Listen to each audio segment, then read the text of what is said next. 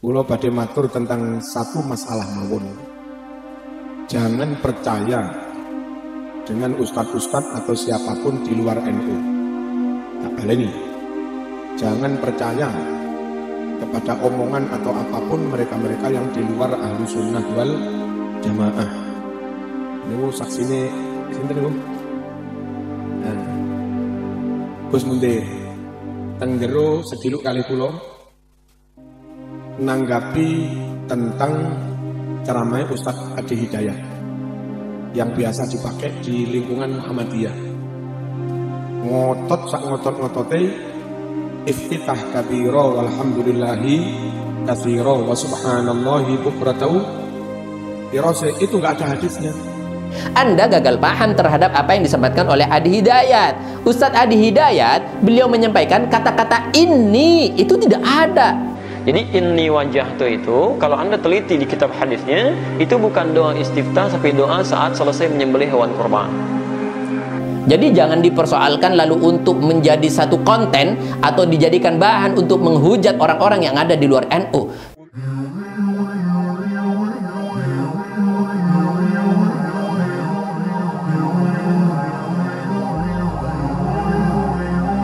Assalamualaikum warahmatullahi wabarakatuh. Sahabat kaum muslimin, subscriber channel Benteng Akidah dimanapun Anda berada.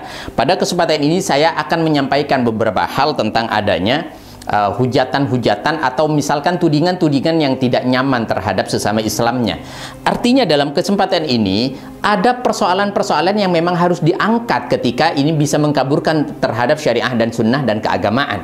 Akan tetapi ada hal-hal yang tidak boleh kita tampakkan sebagai satu persoalan yang bisa memecah belah umat. Saya akan menyampaikan kepada Anda semuanya. Pada kesempatan dulu waktu kecil, saya hidup di dalam lingkungan yang Masya Allah ta'asub luar biasa terhadap Nahdlatul Ulama. Dan memang kita keluarga Nahdlatul Ulama. Artinya, saking terlalu ta'asubnya, ketika saya waktu kecil tidak songkoan, saya dituding sama ayah saya, sama kakek saya misalkan. Kayak Muhammadiyah saja, makan dapat kesongkok. Ini dalam salah satu persoalan yang memang harus kita tekankan. Kalau misalkan kita ambil satu manhaj, satu prinsip, satu dasar, satu pegangan yang memang ini dalam persoalan agama, kita harus kuat. Akan tapi dalam persoalan furu'iyah atau cabang remeh-remeh seperti itu, ini dulu waktu kecil. Tapi ketika saya dengan bertumbuhnya usia saya, dengan bertumbuhnya pengalaman saya, ketika saya diperkenalkan dengan apa ajaran Islam yang sesungguhnya, yaitu bagaimana Islam, yaitu bagaimana saling menyempurnakan satu sama lain. NU adalah aswaja, Muhammadiyah adalah aswaja, kemudian Persis adalah aswaja, Nahdlatul Wathon adalah aswaja, FPI adalah aswaja. Kemudian bagaimana ini bisa bersatu supaya kita betul-betul paham terhadap arah alur daripada keislaman kita. Tidak hanya sebatas karena beda politik lalu dihujat-hujat. Kalau misalkan Anda mengatakan ini semuanya, ini adalah prinsip Nahdlatul Ulama. Anda lihat, Nahdlatul Ulama ini adalah sebuah organisasi yang mana dalam lingkup Ahlus Sunnah wal Jamaah tidak hanya Nahdlatul Ulama. Jadi dalam kesempatan ini langsung saja saya ingin menanggapi terhadap, sekali lagi, karena beberapa kali saya sudah menanggapi dan meluruskan adanya kesalahan-kesalahan yang disampaikan oleh Kiai Juki Mustamar ini. Saya tidak paham dulu misalkan ini adalah persoalan beda politik atau apapun saja. Saya tidak menghitung itu semuanya. Tapi ketika ini adalah salah satu penyimpangan-penyimpangan yang memang ini merugikan terhadap adanya Islam dan kemurniannya, misalkan dengan Islam Nusantara, misalkan dan lain sebagainya, ini harus kita sampaikan, harus kita luruskan. Dalam kesempatan ini saya akan menyoal terhadap Kiai Juki Mustamar bahwa Anda dalam kesempatan video ini, kula badhe matur tentang satu masalah mawon. Jangan percaya dengan ustadz-ustadz atau siapapun di luar NU. Tak baleni. Jangan percaya kepada omongan atau apapun mereka-mereka yang di luar ahlu sunnah wal jamaah. Niku saksine sinten niku? Gus Mundir teng jero sediluk kali kula nanggapi tentang ceramah Ustadz Adi Hidayat yang biasa dipakai di lingkungan Muhammadiyah. Ngotot sak ngotot-ngotote iftitah kabira walhamdulillahi katsira wa subhanallahi bukratan dirose, itu enggak ada hadisnya.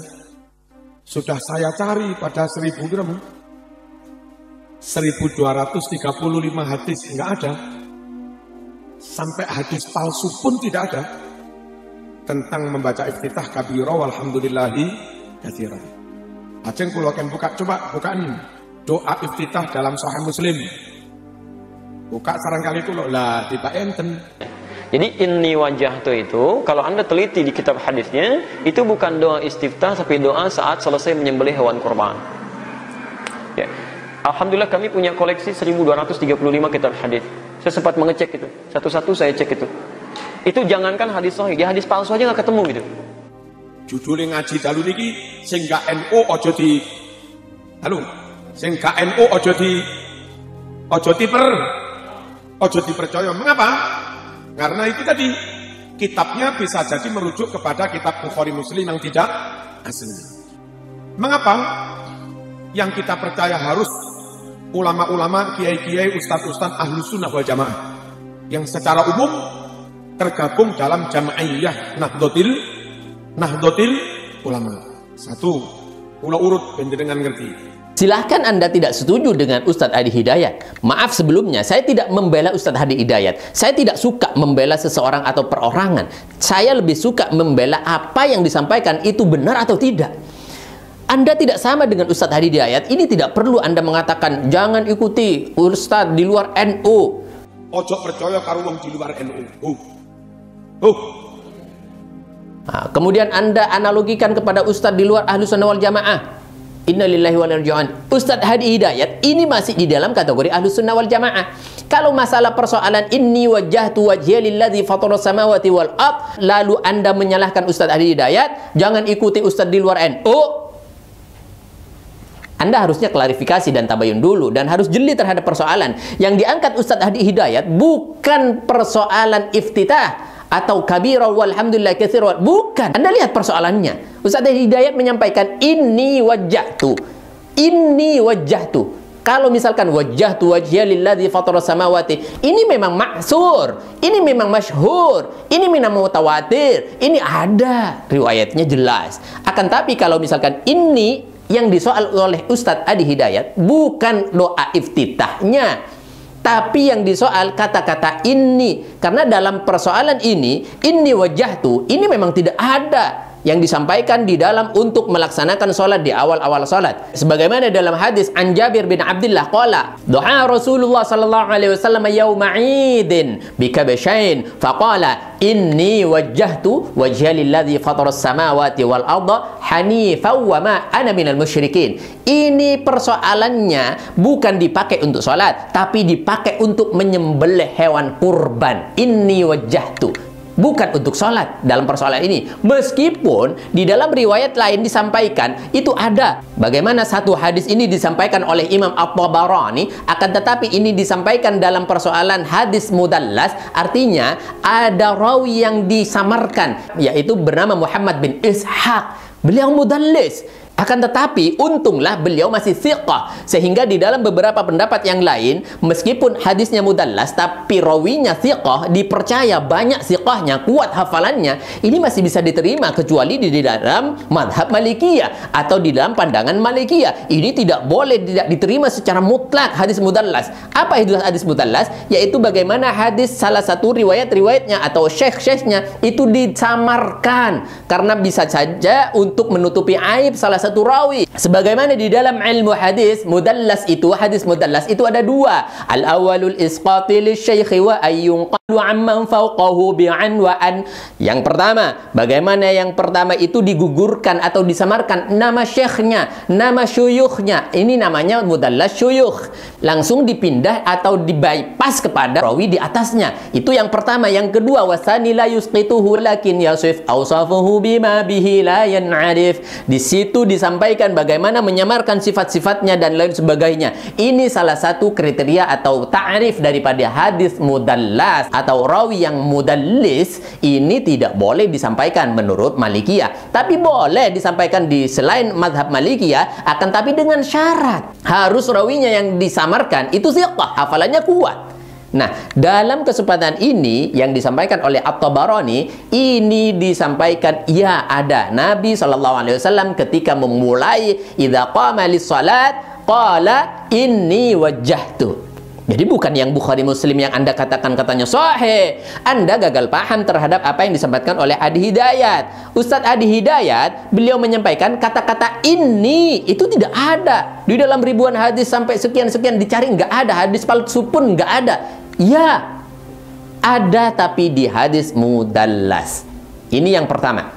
Jadi saya sampaikan kepada Anda semuanya, apa yang disampaikan oleh Ustadz Hadi Hidayat itu lebih thiqah, lebih kuat pendapatnya. Jadi langsung wajjahtu wajhiya lilladzi fataras samawati. Sebagaimana yang diriwayatkan oleh Sayyidina Ali karramallahu wajhahu juga, annahu kana idza qama lis-salati qala wajjahtu wajhiya lilladzi fataras samawati ila akhirih. Ini yang disampaikan oleh baginda Nabi sallallahu alaihi wasallam.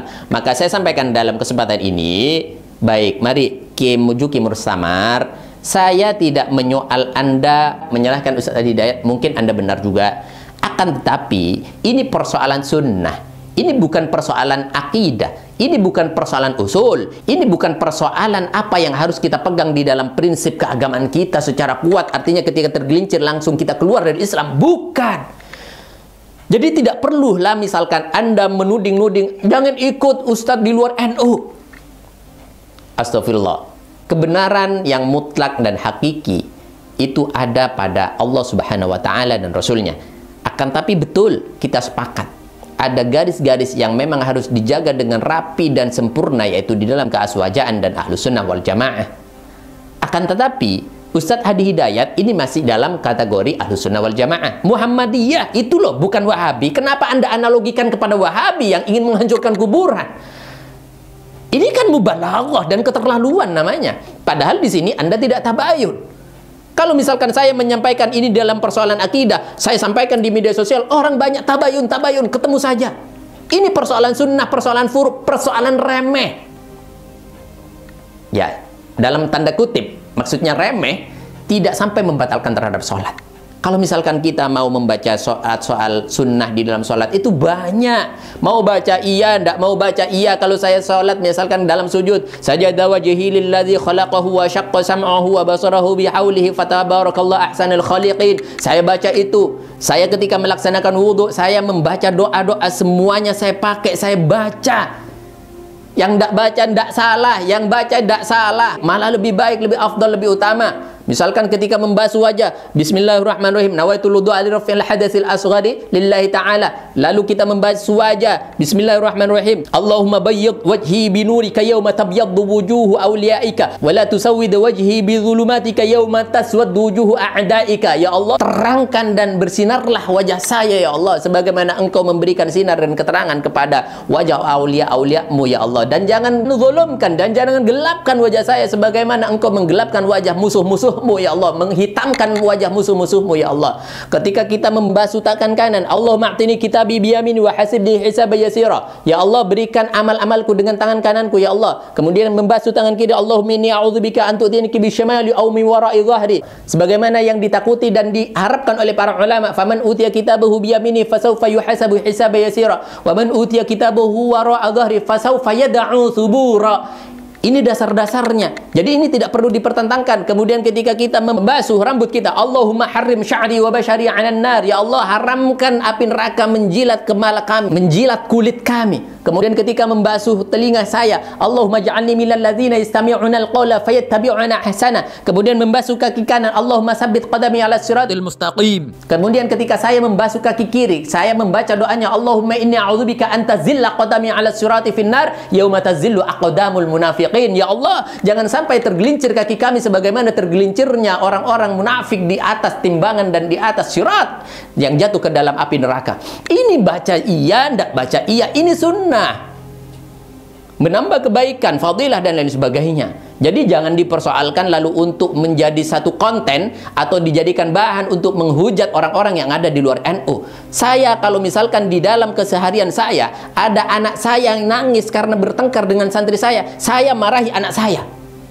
Bertengkar dengan temannya, saya marahi anak saya. Saya bukan memarahi orang lain. Ini karena di dalam persoalan yang tidak ada kaitannya dengan prinsip. Dan ini juga mendidik. Dalam hal ini apa maksud saya? Saya orang NU, saya Nahdliyin, keluarga saya Nahdliyin, tulen. Jadi kalau misalkan ada yang menuding-nuding kemudian menghujat-hujat orang-orang di luar NU, saya akan pertanyakan apa benar, apa sudah pantas ini dibuat untuk bahan untuk hujatan atau untuk menjatuhkan orang lain. Kalau misalkan iya benar, saya akan dukung siapa yang ada, meskipun dia ada di luar NU. Tapi benar, saya dukung. Tapi misalkan ini tidak benar ada di dalam organisasi NU saya tidak akan pernah mendukungnya. Bahkan kalau perlu harus meluruskan.